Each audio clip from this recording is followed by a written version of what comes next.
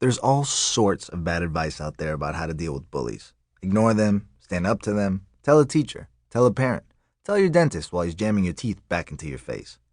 The real way to deal with a bully is to stick a raw chicken in their locker. I had my showdown with Yasmani Robles just 3 days after I had started my new life at Culeco Academy of the Arts, a magnet school in the middle of Miami. To get in, you had to have good grades, pass an interview, and either submit a portfolio for painting or writing, or audition for theater or music. You'd think all the effort someone has to go through to get into Culeco would have kept out bullies, but I guess not. I guess there are just too many of them in the world. If your school only allowed in kids who'd never pick on anyone, you'd have an empty school.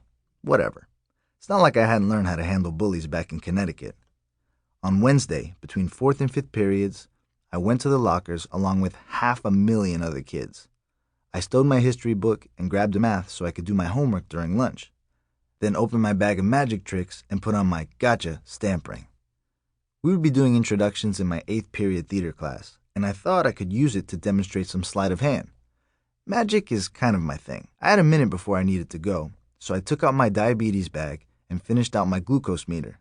I thought I'd be all right until lunch, but I started to feel spacey and dreamy at the end of my last class. Blood sugar levels might be falling. Best to check now. As I rummaged, I noticed the tall kid next to me struggling to get his locker open.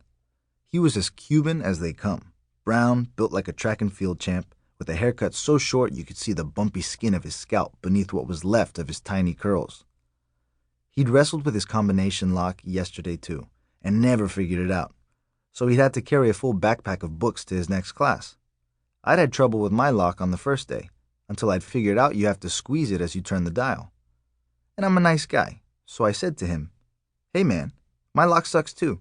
The trick is to squeeze the top while..." That's all I got out before he punched his locker. The whole hallway grew a little quieter. Yasmani, I learned his name later, but why keep you in suspense, slowly turned to look at me.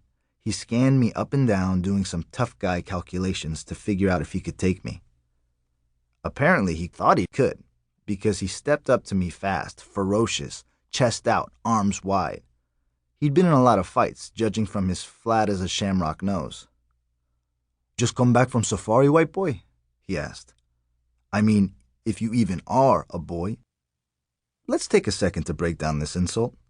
The safari crack was because I had on canvas cargo pants and a cargo vest, each with 4 pockets brimming with gadgets and tricks of the trade. Pretty much all the clothes I own have tons of pockets.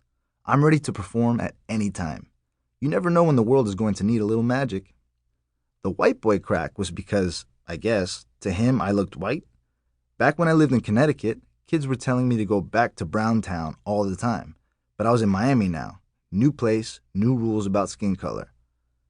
And if you are a boy, I kept my hair pretty long. It gave me a place to hide stuff in the middle of a trick. And to this caveman's mind, calling someone a girl was an insult. Whatever. I tried the My Little Pony approach to handling bullies. "Sorry, just trying to help." And I started to walk away. He body blocked me. "You wanted to help me? Why would a sandwich like you think I need your help?" Now I looked him in the eye. "Your locker's still locked, isn't it?" I probably shouldn't have said anything, but he called me a sandwich. Some insults you can't let slide. In response, he did what bullies do. He slapped my diabetes bag out of my hands. It hit the ground with a glassy crunch. My stomach crunched right along with it. That pack contained my insulin, my syringes, my blood glucose meter, my Sharps disposal container for used needles, my Band-Aids, and a fun-sized bag of Skittles. If you broke something important in that pack, I could be in real trouble. I knelt down to pick it up, my hands shaking as they reached for the bag. I tried to relax. I closed my eyes, breathed slowly, and remembered what Papi had said to me after Mommy died.